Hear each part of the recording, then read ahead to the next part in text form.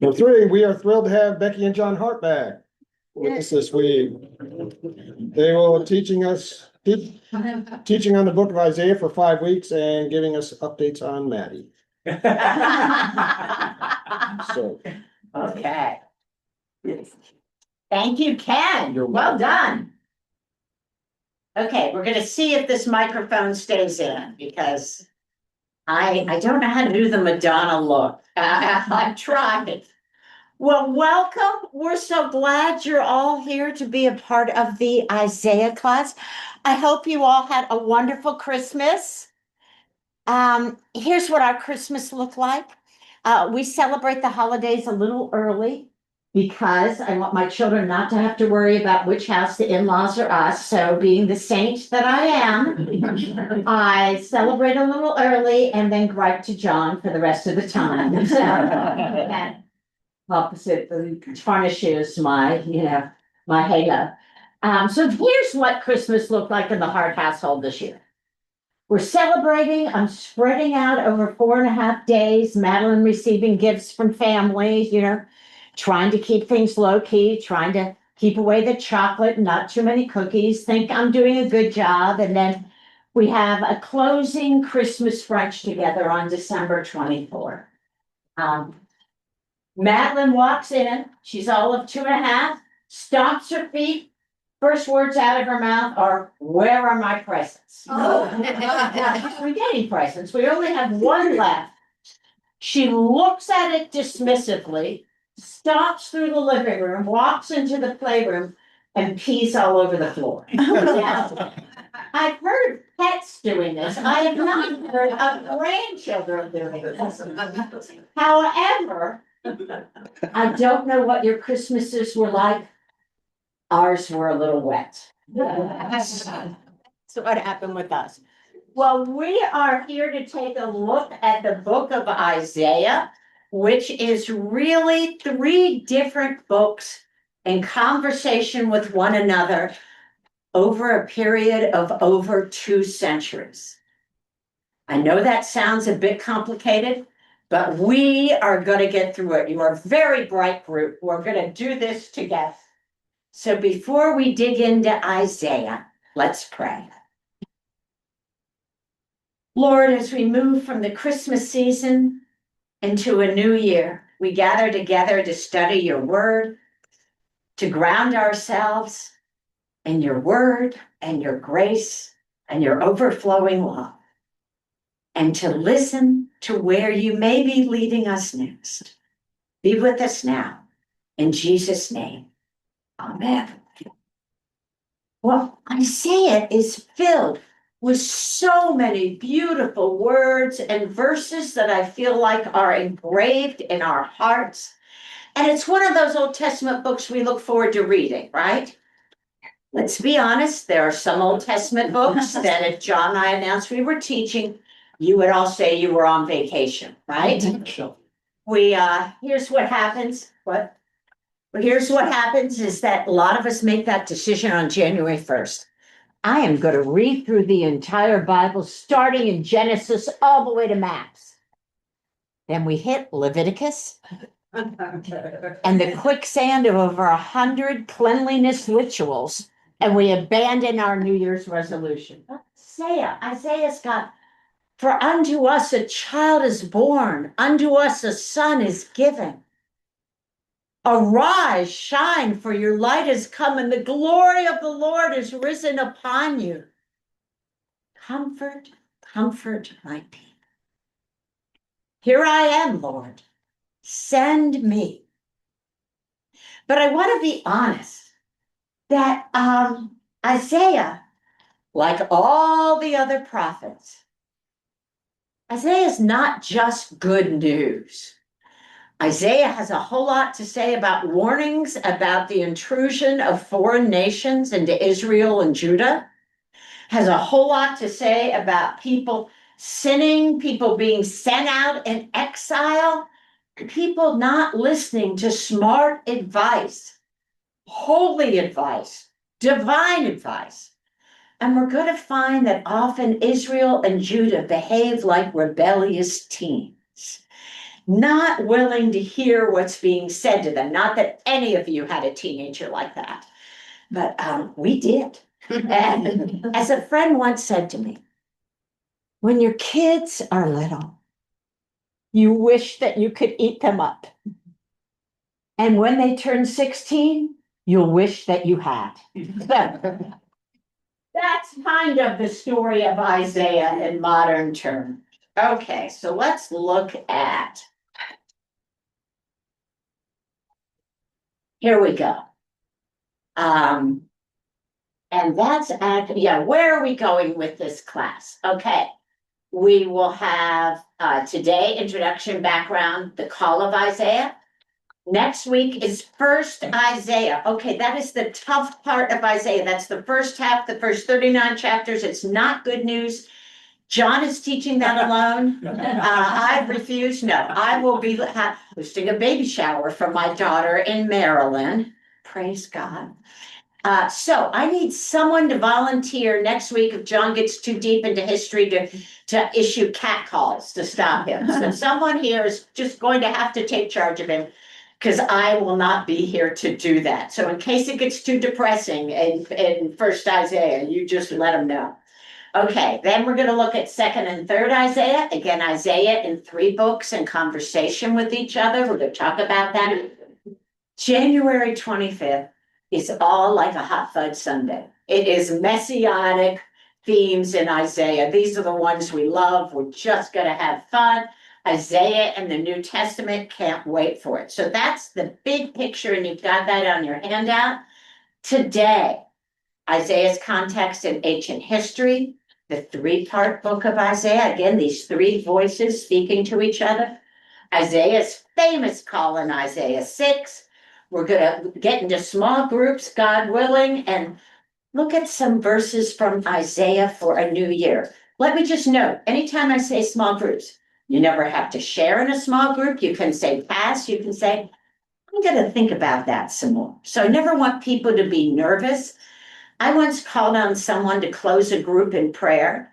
Now, I had asked this person the week before, next week, would you be willing to? We had 2 new people who never came back to the group, and I found out later they thought I randomly called on people to pray out loud. I would never, ever do that. So you have all blessings. And number 5, yes, assorted photos of our grandchild will be included in all classes. There is some excitement happening there. Okay, so here we go. Let's start with, what's a prophet? This is not a trick question, but anybody. When I say we're going to look at the prophet Isaiah, what comes to mind about a prophet? Speaks for God. Speaks for God. Absolutely. Anyone? The future. Okay. And that's what's really interesting, Kelly, is that usually prophets are kind of speaking into the immediate culture. But Isaiah, you've hit the nail on the head, is a prophet who actually speaks into the future. So we get that with Isaiah. Anything else? When I say prophet, what comes to mind? Remember, prophet is correct. A what? Remember, prophet is correct. Yes. Yes. The There- prophecies that don't pan out. Right. Not perfect. Prophets hopefully go by the wayside or were not included in the canon, right? There were a lot of false prophets trying to work their way into the canon of scripture. Okay, excellent. By the way, there we've got Isaiah from the Sistine Chapel. So just in case you'd forgotten when you looked up at that amazing ceiling. Okay, Frederick Buechner, you know he's a favorite of mine. Freddie Buechner, as he's called, talks about who prophets are. Freddie says, the one whom, in their unfathomable audacity that prophets claim to speak for, was the Lord and creator of the universe. There's no evidence to suggest that anyone ever asked a prophet home for supper more than once. Like Robert Frost, a prophet's quarrel with the world is deep down a lover's quarrel. If they didn't love the world, they probably wouldn't bother to tell it it's going to hell. They'd just let it go. Their quarrel is God's quarrel. Hold on to that when you get to the tough stuff of Isaiah. Hold on to that. Richard Rohr and Tears of Things great book that came out. He says it's his last book, talks about the prophets. And he says that the prophets are licensed critics of the religious, political world all around them, licensed critics. Now, I'm a pastor. I have a PhD in unlicensed critics, okay? Like you move some decoration on Christmas Eve, you are going to hear about it. Those critics really aren't speaking for God. They're more concerned about other things. But we're also, and this is my favorite, describes prophets as an early detection system, an early warning system that things are going bad in the culture and that people have strayed from God's way and God's will. They're an early detection system. And that's how they function. Okay, great. I'm going to pass this on to John. And you get the microphone. The Madonna mic, all yours. Oh my God. You know, we're never going to get better at this, Gerald. We are never going to. We have a weird ear size or something. When Louis Galloway did it, you didn't even notice It it. just slips it on. Okay. Totally smooth. There we go. So we want to set Isaiah in its context. We're going to set it in two contexts. Its context within the story of the Bible, and then its context in the ancient Near East, what's going on outside of Israel. So, quick review. When you talk about prophets, you're talking about the time of the kings. This is not Israel and slavery in Egypt. This is not Moses. This is not Sinai. This is not wandering in the wilderness. This is not taking over the land. This is after the people get settled in Palestine. They have a period of judges, which does not go all that well. And then they start having kings. And this is the period covered by 1st and 2nd Samuel, 1st and 2nd King, 1st and 2nd Chronicles. Probably you all know that stuff real well. It's hard reading. It is mostly bad news. The first king was Saul. He was not a good king. He overreached his power. He made a sacrifice once because he was tired of waiting for Samuel to show up. So he took that power upon himself. He also, after one battle, he was commanded to destroy all the booty, but his soldiers, and he took a lot of booty. So the anointing was removed from him. He was the first king. He was called by God. He was anointed by God, and then he took it away because Saul was a bad king. But the king that followed was David. He is the golden boy. We were talking about the Mount Rushmore of the Old Testament. It's Abraham, Moses, and David. David, he was just well loved. He was a lovable kind of guy. He was wonderful and talented in many ways, but primarily he secured the borders of Israel for the first time since they moved into the Holy Land. He was a very clever and successful general, and he brought them peace and expanded their territory. Most famously, although I don't mention it here, is he was the one who had the clever idea from a power move. He conquered the city of Jerusalem, which was a city of no particular note or import, and made it the capital city. And so that the allegiance, there weren't any cross-tribal allegiances in Jerusalem. It was all David's. And of course, Jerusalem becomes the city, the center of Israel from that time forward. David has a son, King Solomon, and Solomon inherits this great stability. He expands it greatly. These were the golden years of Israel. Their borders were the most secure. They were the most expanded. And it was prosperous. It was as wealthy as a country. Now, this is a tiny little country, the size of New Jersey, which existed in a world with big, mighty empires. So it didn't have a lot to claim for fame. But at this moment, in the years following David and the years of Solomon, Israel kind of mattered. It was starting to, it was moving up from single A ball to maybe triple A ball. It was a legitimate, recognized country. But when Solomon dies, the kingdom splits into two. Solomon's son, Rehoboam, makes some really bonehead decisions, which irritates the other people who had been in power. And a guy named Rehoboam is the guy who's the head of that as a general, and they fight and they end up splitting the kingdom into two. You have the northern kingdom, which continues to keep the name Israel. And you have the southern kingdom, which takes the name Judah because it's the tribes of just two tribes, Judah and Benjamin. And Jerusalem is within the borders of Judah. This is when you read in Isaiah, you need to know some of these also known as. So Israel is the north, is 10 northern tribes.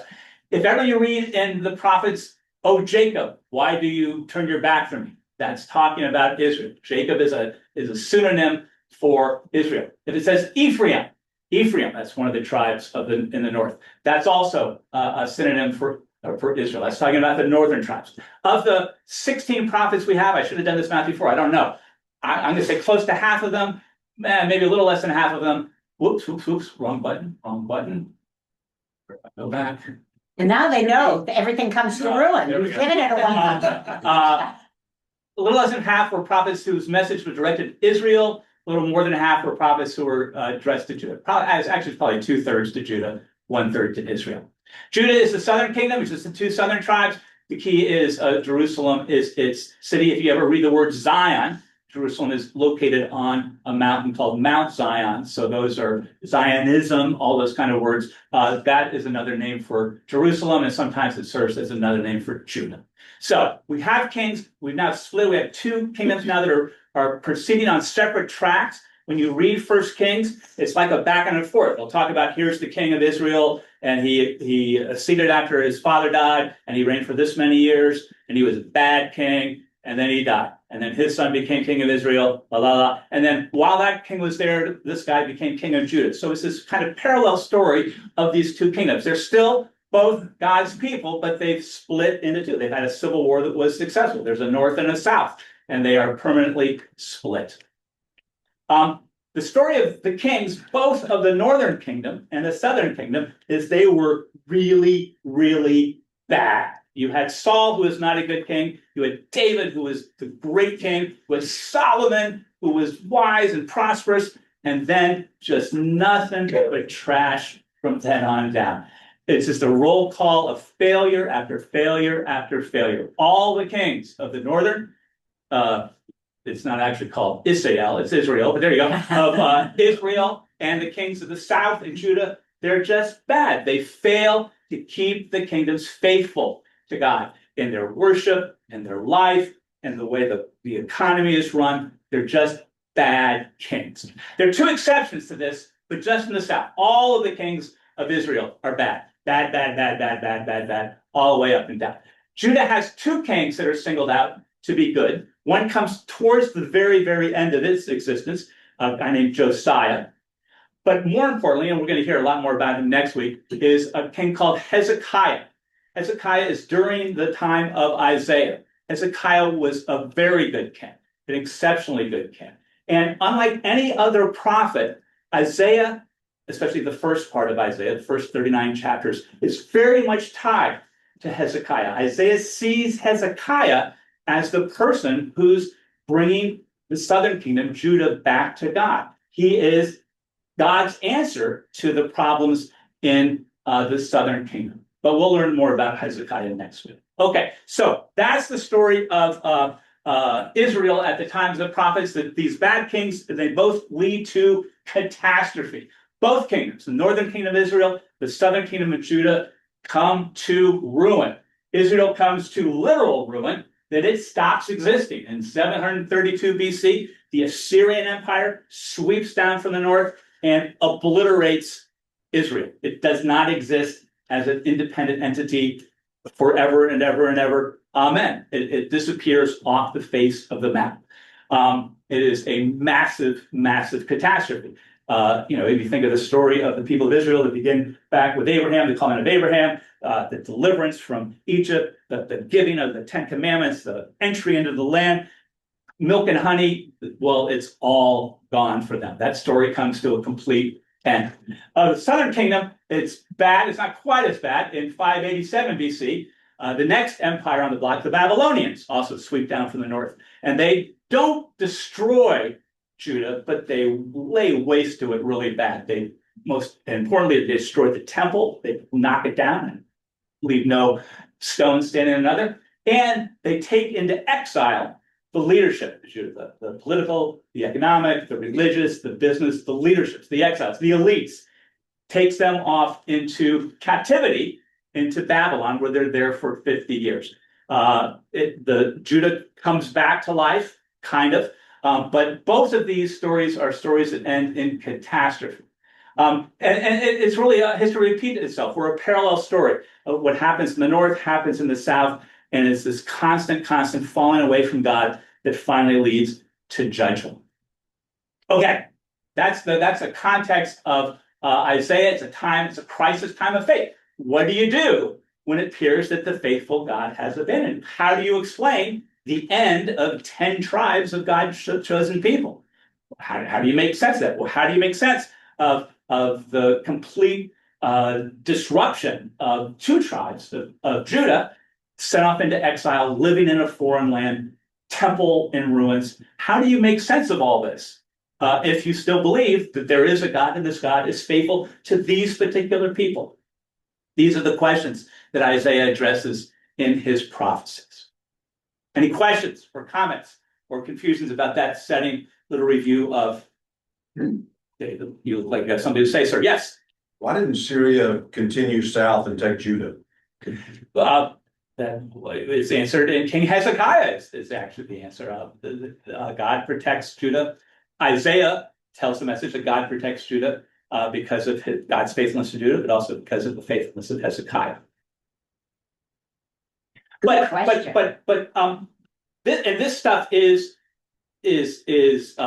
outside of the biblical record, is historically accurate. As you know, there are records, Assyrian records, archaeology,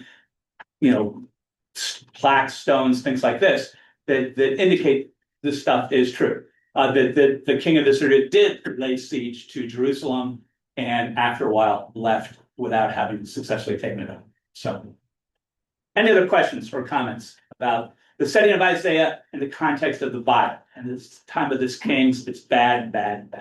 Okay, well, now we're going to go bigger. What's the context in ancient Near history? Did I get a break between these? No, we're going right now. To understand, we got 66 chapters to do. Like, we got a long way. We got 3 big empires that you got to know to make sense of the book of Isaiah, because all of these empires play a role in the book of Isaiah. We have the Assyrian Empire, which is essentially Iraq. It's bigger than that, but if you're trying to locate where are they, it's essentially what we call Iraq today. Its golden years were 646 to 609. You don't need to remember those names because they're pretty much unpronounceable, but these are the 2 kings that are involved, that get involved with Israel. That's the first empire. That empire is overthrown by the new kid on the block, the Babylonians. That also roughly in Iraq is where they are. Their years are 609 to 539 BC, and we all know King Nebuchadnezzar. If you ever read the book of Daniel, King Nebuchadnezzar is the big guy in that. He was the king there. That's the second empire. And then finally, the empire we need to know about is the Persian Empire, which is essentially Iran, so a little bit further east of these other 2. And those were its years, and its big king, from the Bible's point of view, is King Cyrus. He was the first king who established the Persian Empire. He defeats the Babylonians. So these are the 3, and you're going to hear us talking about these a lot. So you want to keep them. You got Assyrians, you got Babylonians, and you got Persians. Here you go, little maps. By the way, I got to say, if anything impresses you in the next 5 weeks of the class, this slide should be the most impressive. You cannot imagine the amount of work I had to do to find a map like that, to download it from the internet, to print it and darken it and size it and then scan it and then move on a slide. I mean, I must have spent 25 hours trying to do this. So I want you to be impressed by that, okay? There you go. That's the Assyrian Empire. Obviously, the part we're concerned with is down here, where it comes down into the land of Israel, okay? You can see Egypt, by the way, just geopolitical context. When you got Assyrians and you got Babylonians and you got Persians, Egypt is always the other counterbalance. They're the other power in the region. Like America, they have a good geographic location. They're further south, they're across a river, they've got a lot of protection down here.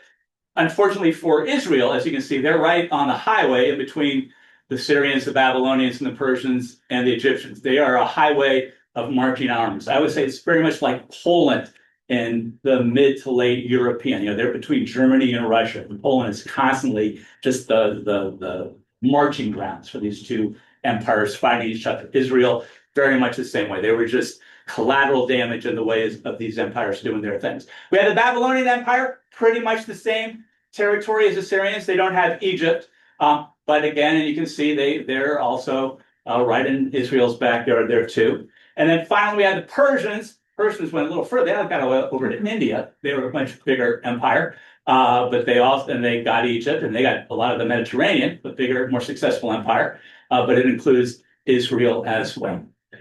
100 bonus points. It's not part of Isaiah. This is the next empire that appears on the scene. Greece, bingo, very good. It has nothing to do with Isaiah, but it's always good to do. Does Cheryl have prizes for people? She does have prizes, then you get your prize at the end. Please. Okay, so those are empires, and there are 4 key events that we need to know for Isaiah, and this is the last of the history stuff. They're color-coded. I hope you notice that. They're color-coded. It would be better if it was 3 events, 3 empires. That would be neat, but life is not neat. So there are 2 key events that are serious work. They're in red. There's 1 key event that involves Babylon, that's in blue, and 1 key event that involves Persia, that's in black. So the 2 that deal with Assyria is that in 732, the northern kingdom of Israel is destroyed and is wiped out by Assyria. You can read about that in 2 Kings 17, 1-23. And you can read about, this is Isaiah interacts with this in Isaiah's chapters 1-7. It deals about what's going on in Judah as this terrible destruction is happening to the northern kingdom. Okay, Israel now has disappeared from the scene, but 20 years later, there's another time that Assyria comes down and almost conquers Jerusalem. And you can read about that again in 2 Kings, and you can read about it in Isaiah, the last part of what we're calling First Isaiah. So those are the 2 big historical events that are happening that generates a lot of Isaiah's prophecy. Then we skip down 120 years, 130 years, which is a big gap. And in 587 BC, Babylon has knocked off Assyria, and it comes down and it destroys, it ransacks Judah. It takes its leaders off into exile. You can read about that happening in 2 Kings 25. It's not mentioned in the book of Isaiah. It's the big unmentioned thing that happens between chapter 39 of Isaiah and chapter 40. Almost everyone thinks, as they study Isaiah, that there's a gap there, that the prophecy of one guy came to the end in chapter 39. Some 120 years passed, during which Babylon takes Judah into exile. And then you turn to Isaiah 40, and we have another prophet who's talking about what's going on in this time, which is mostly God is saying, come on back from exile, return to Judah is his message. Then later on in 539 BC, Persia conquers the Babylonians, and King Cyrus says, okay, all you Jewish exiles in Babylon, you can go back to Jerusalem. And they do that, and that is the presupposition of what drives second and third Isaiah. You can't read this. This is in Ezra 1 and 2. You can read about that, and you can read about that also in the last part of Isaiah. So these are the 4 key historical events that are going on that the prophecy of Isaiah is played out against, and you really can't make sense of what Isaiah is talking about unless you understand these 4 things that are going on. Okie doke. Questions, comments, concerns, confusions. There's a quiz coming, so you better be ready. We'll have maps. Who are 3 empires? Assyrians, Babylonians, Persians. Assyrians wipe out Israel. They almost capture Jerusalem. Then we pause 120 years. The Babylonians come and they take Judah off into exile. Persians come along and they say the Jews can go back to Jerusalem. Those are the 3 big events going on. I think I hand this back to you. Yes. Okay. While y'all are switching, can I ask a question? When the Assyrians come in and they wipe the people out, they're dispersed. Do they continue the practices of Judaism? Right. So the short answer is, in the New Testament, we hear about Samaritans. Samaritans are the distant grandchildren of the Assyrians who were attacked. Can I steal 3 minutes from you? Yes. 3 different imperial policies by these 3 empires. The Assyrian, all of these empires ruled by being vassal states. They conquer a country and they said, okay, look, we'll let you run your own country. You just got to pay us money. to pay us money, and we'll protect you from other empires. Like if Egypt comes up, we'll protect you from them. But you got to pay money. It's like the racket of corrupt policemen, protecting the grocery store kind of thing. And what happens is vassal states get tired of doing that, and they stop paying their tribute. And so the empire comes on and enforces it. That's what happens with Israel. Israel comes down, they wipe them out. Their imperial policy was to invade, and then they would send out some of the locals, but mostly they'd bring in other Assyrians to settle and intermarry. Their imperial strategy was, if we can intermarry with the subdued population, that will dilute all of its allegiances to its politics, to its land, to its God, and they'll become pacified and easy to manage. That was their policy. Babylon had a different policy. Babylon's policy, which the Jews experienced intensely, is to haul off the leadership. How do we control a rebellious country? We go in and we take all their leadership out of it. So all they've got is a bunch of peasants who can't pull this together. And that's what the Babylonians do to the Jews. They go in, they crush Judah, they crush Jerusalem, they destroy the temple, and they haul off all the leadership into exile into Babylon. With also the hope that in their time in Babylon, they would become acculturated to Babylonian. So if ever they were to return, or their children were to return, they would go back as less as patriotic Jews and more accustomed to Babylonian. Persia, the third empire that comes in, that defeats Babylon and sends the Jews back home, their policy was very enlightened, which was to allow as much local autonomy as possible.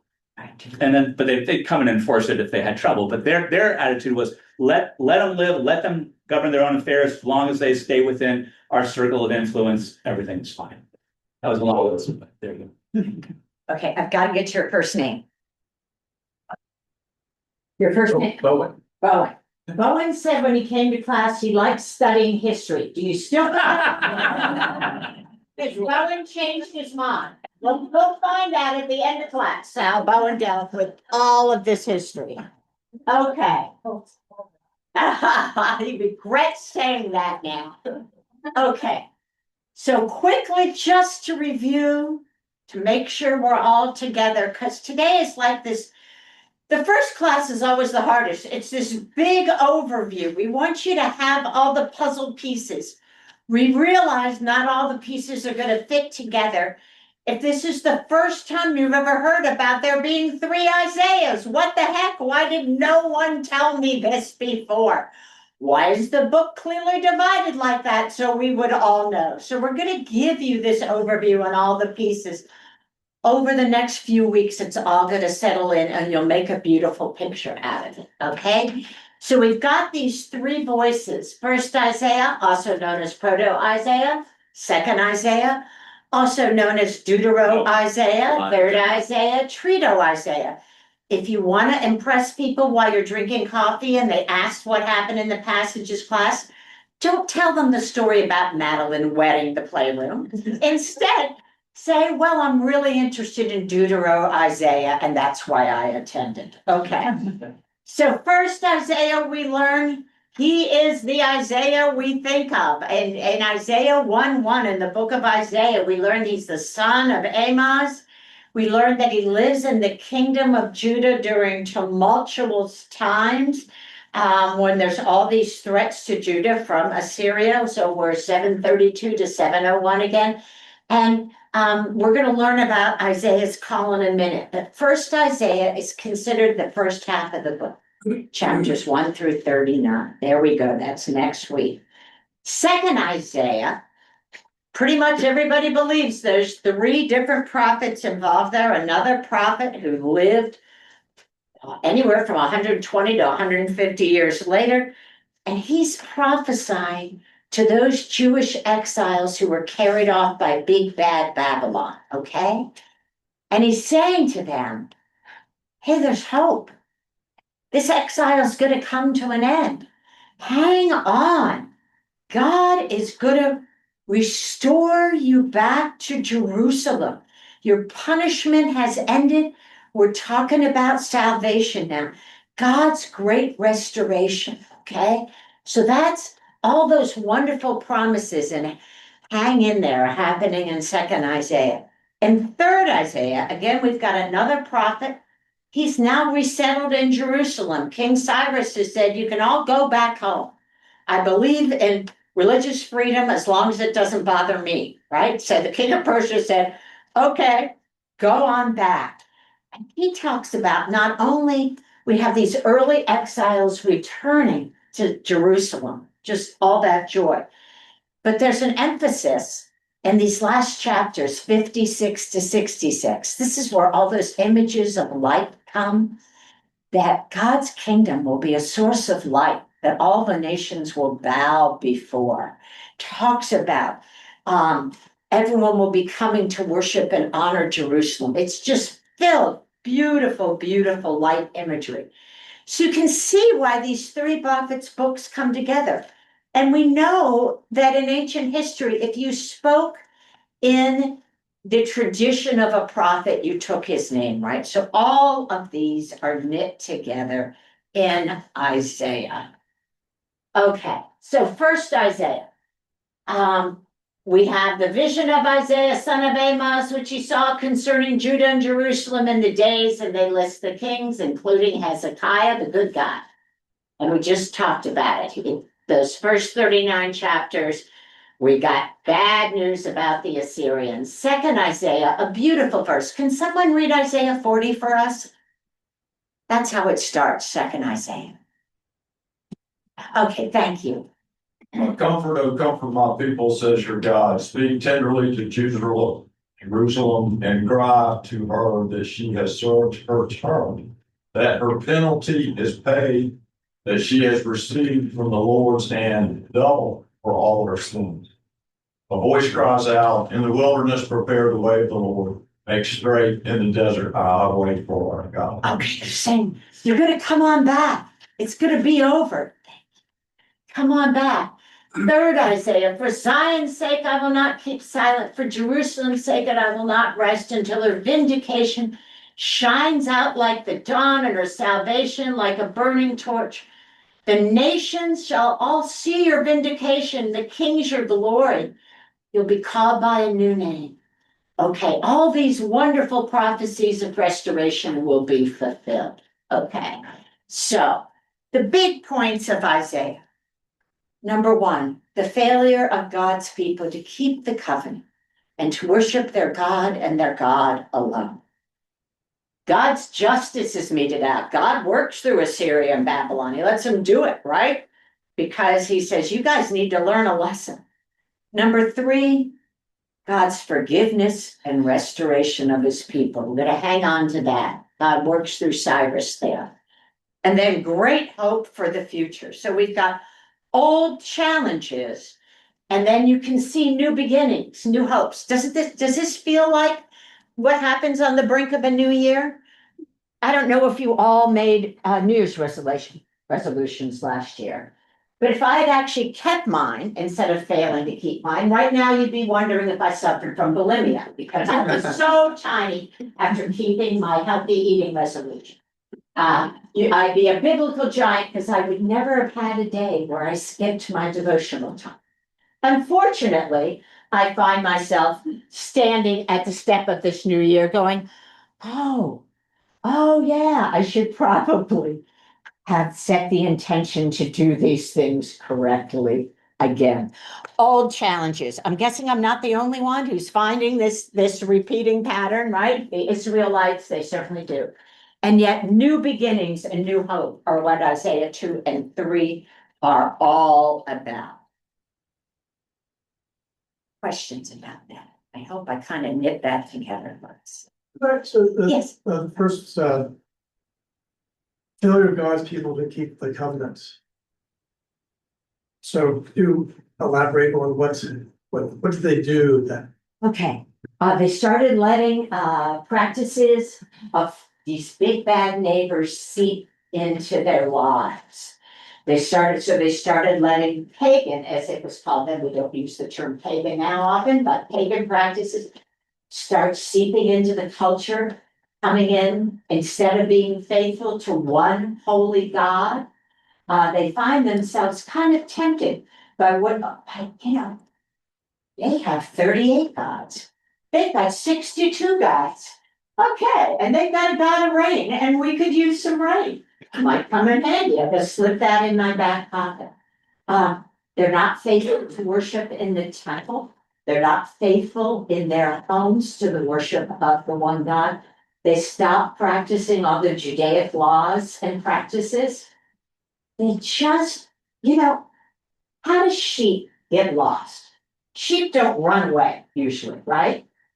They nibble themselves away, right? They see greener grass over there, and pretty soon you realize they're not where they're supposed to be. God's people nibble themselves away. I think it's a familiar story for now. Could easily raise our civil way. Great question. Other questions? Yes. What was the total number of years that Isaiah was written? Over 2 centuries. Yes. So we're gonna start in the mid 700s. We're gonna go to the early 500s. So so there's a big gap between first and second. As John was talking about, big gap, 120 to 150 years. Third Isaiah just comes about 35 years later. So that comes very quickly too. You're going to be restored. Hey, the early exiles are now restored and living in Jerusalem. Yes. Just to follow up, in terms of generations, could that roughly be 10 generations of? That's a great question. I think that's a good guess. I mean, 9 or 10 generations. And this is why we believe there's 3 Isaiahs. We don't think he lived to be 250 years old. Although occasionally people in the Bible do that. So, that's always a possibility, but not a probability, particularly because they each spoke very much into their culture and their time. Good questions. Thank you. And stay after. If you want to talk more about that, stay afterwards. Okay, great questions. Here we go. Quickly. There we go. Okay, here we go. Call of Isaiah, and which very much resonates with the call of Moses. I'm going to be God. Can somebody be Moses in the red? Who can be Moses? I'll be Moses. Thank you very much, Bill. Then the Lord said, I've observed the misery of my people. This is all Exodus 3 and 4, the call of Moses. We'll look at quickly. I've come down to deliver them from the Egyptians, to bring them up out of that land to a land flowing with milk and honey. Now go, I'm sending you to Pharaoh to bring my people, the Israelites, out of Egypt. But Moses said to God, who am I that I should go to Pharaoh and bring the Israelites out of Egypt? Moses said to the Lord, oh my Lord, I have never been eloquent, neither in the past nor even now, you have spoken to your servant. I am slow of speech and slow of tongue. Then the Lord said, who gives speech to mortals? Now go, and I'll be with your mouth and teach you what you are to speak. But Moses said, oh my Lord, please send someone else. Is that the story of the prophet's call? That's generally how prophets respond, right? Moses, Jeremiah says he's too young. Mary points out that she's a virgin to the angel, that there might be problems with this whole plan that they've come up with. That there's these moments. Oh, please. So this resonates greatly with Isaiah's call. Take a moment and just read that to yourselves. We have the start of the call.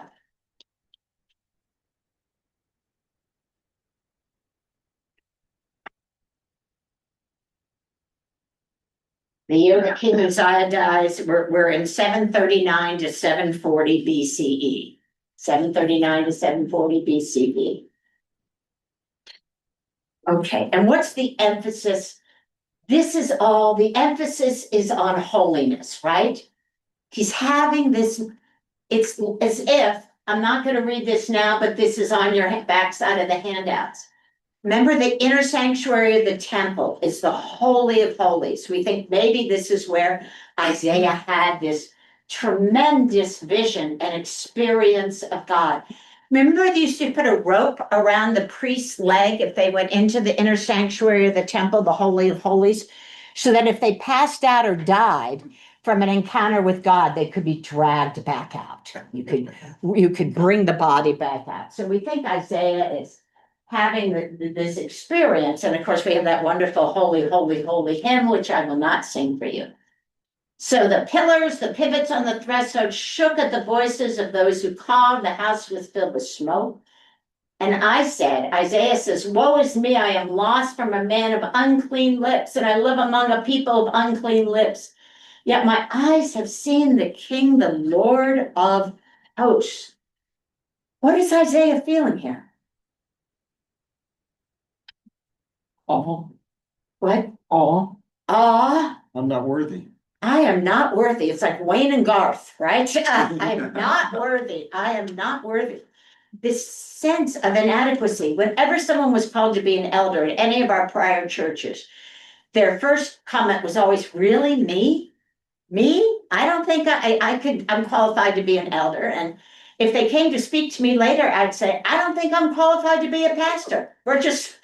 First of all, at my first church, I looked like I was 12 years old. It was very bad. My first few sermons were so achingly sincere, people's teeth hurt. So we all, when encountering the Lord, feel unworthy. Go ahead and read that to your sons.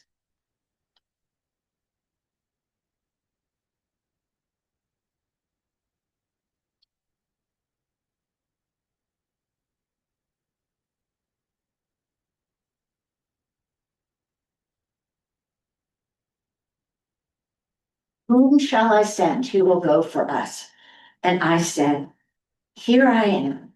Send me. So first, what happens in those first two verses is that coal literally touches his mouth, literally cleanses the words that Isaiah will be speaking. He is cleansed.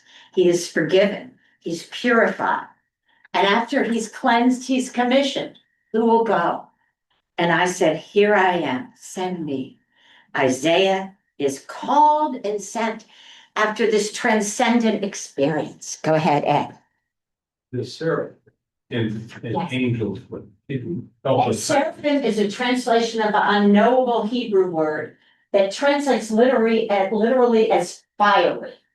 So we're not entirely sure what these heavenly creatures look like. We know they're covering their eyes so they don't see God. When it says they cover their feet, that means they're covering their nakedness. Actually, their feet, you'll find that in the book of Ruth too. That's just a polite way of putting things. So they're fiery, heavenly creatures. Yeah. I know. These things you learn coming to this class that you didn't know and are still confusing. Okay. So here's a quick story about our son instead of our grandchild. When we moved to Oxford, Brian was about 6 years old. And after the first week, people started coming to visit us. I mean, I hadn't even finished unpacking. I had a newborn. But anyway, people are coming to visit us frequently. And so John's already got the Oxford tour. So John and I go out and we're taking people to friends to go see all the colleges of Oxford. And we get to Christ Church, where parts of Harry Potter were filmed, beautiful Christ Church.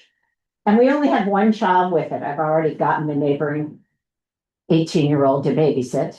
And we walk into Christ Church, which is overwhelmingly beautiful. And we start walking down the aisle. And our son walks ahead and he stops and he falls on his knees because he's overwhelmed. Think about it. Have you ever had a moment where you are just overwhelmed by God's glory? Overwhelmed by God's presence, by God's love and care in your life. That's what Isaiah said. The Brits would say, have you had a time where you're gobsmacked by God's presence with you? I like that. Okay, so we're going to end in a 5-minute small group. So your groups have to be like 3 people or 2 people to make this work. Can you hand that out really quickly? Here's what we're going to do for the next 6 minutes. I've got some highlight verses from Isaiah. You might think of something else, but I wrote down some highlights. Pick one verse. Pick one verse that maybe you want to use to point into the new year. What's one verse that you think maybe there's a whoops, sorry. Sorry, go to small groups. Okay, good. I'll stop. One verse, one word, one phrase that you want to carry into the new year from Isaiah. You have at least 7 minutes to do this. And then just meet a tiny, small group and share which one spoke to you, because I want you to leave here with something devotional, not just the history, although Bowen likes that, but for the rest of you, something devotional.